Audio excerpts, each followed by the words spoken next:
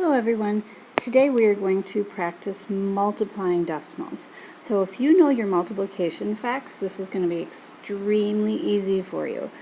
If you don't know your multiplication facts, I'm thinking we should be doing some practicing with that. So multiplying decimals. So I can multiply decimals as our learning target. Alright, I have the steps right here for you. It's really easy. First, remember you're going to estimate just to make sure that when you finish, you can see if your answer is reasonable. Remember, when you estimate, you're going to round the numbers to make them easy to work with, but you're still, once you get to the actual problem, you're still going to use the original numbers. You're not going to use the estimating numbers. Then you're going to stack them vertically and multiply. With multiplication, the decimals do not have to line up. Sometimes they will, sometimes they won't. And then you're going to insert the decimal point into the product, and I'll show you how to do that in just a moment. So let's first estimate. This 2.4 is about 2.5. So that's an easy one to work with. And 1.2 is about 1. So I think my answer, so this is my estimation, I think my answer is going to be about 2.5. It's not going to be exactly 2.5. Well, maybe it will be, but it doesn't necessarily have to be. All right, now we're going to stack them. So 2, and we are just going to ignore the decimal for right now. Just ignore that decimal and multiply like you normally would. 2 times 4 is 8. 2 times 2 is 4. Then remember, now we're working with the tens column. So you are going to put a 0 here. And it's really the ones column with decimals, but we're working with the second decimal place. So we're going to put a 0 here and then do our multiplication. 1 times 4 is 4. 1 times 2 is 2. And then we're going to add, going down. So 8, 4 plus 4 is 8. There isn't anything here, so a 2. So 288. Now if I look at this, 288 is not anywhere near 2.5, so that's not a reasonable answer. If I put my decimal point here, 28 is not a reasonable answer either because we're way down by 2. But if I put my decimal point here, 2.8 is about 2.5. We're really close to 2. So I know I'm going to put my decimal point there.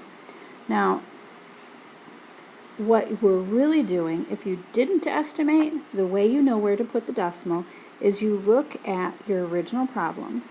For this number, 2.4, so 2 and 4/10, there is one digit after the place value. And here, there is one digit after the place value. So that means 1 plus 1, we have two numbers total after the place value. And so you have to make sure you have two numbers after the decimal place in your answer. So our answer, again, is 2.88. And that is a reasonable answer. All right, let's try another one. Estimate. So again, when I estimate, I look at my number, and I usually, not always, but I usually round to the nearest whole number. So I have 4, because 4.08 is close to 4. And 0.8 is close to 1. So I know I should have an answer that is around 4. So now we're going to stack them vertically. So here's my 4.08. And my next one, so some people line up the decimal, but you don't with multiplication, you don't, only with addition and subtraction. So I'm going to do this. So I'm really lining up my last digits. And then I'm going to multiply. 8 times 8 is 64. And remember, we have to carry that 6 up. 8 times 0 is 0. Plus 6 is 6. 8 times 4 is 32. So now I'm going to go back and I'm going to try to put my decimal in. So insert the decimal into, so here for this first number there's 2 numbers after the decimal. Here there's a third, so I need 3 numbers after the decimal in my answer. 1, 2, 3.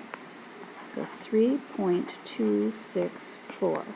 Now that is lower than 4, but if we think about it, we rounded this one by quite a bit. So we're working with a small number. So if you're rounding 2/10, that means my answer is going to be less than what I estimated.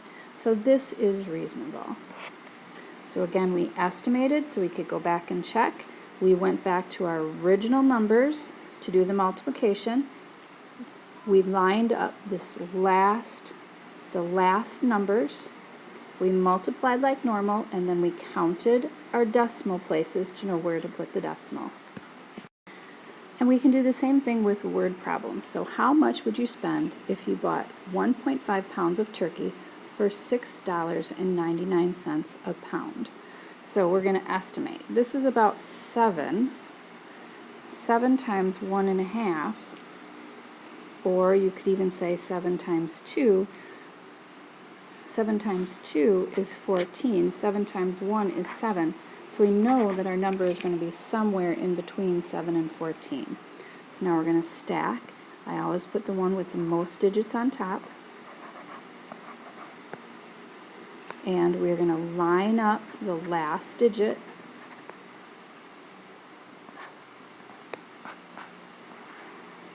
And then we're going to multiply like normal and place the digit.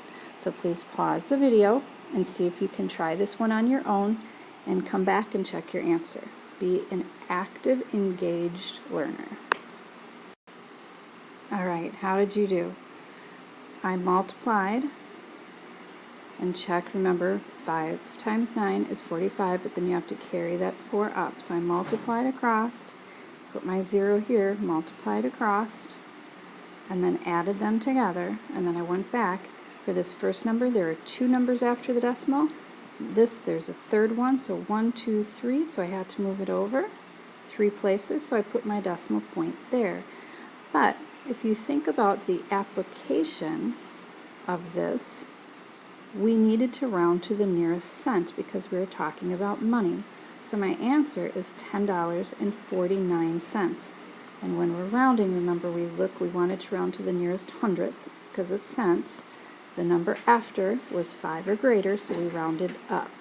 Now we're going to check, is this reasonable? We knew it was going to be almost right in between 7 and 14, or exactly in between 7 and 14, because we guessed if it was a 1 or if it was a 2, and 10.49 is right in between here, so that is a reasonable answer. All right, don't forget to do your homework. We out.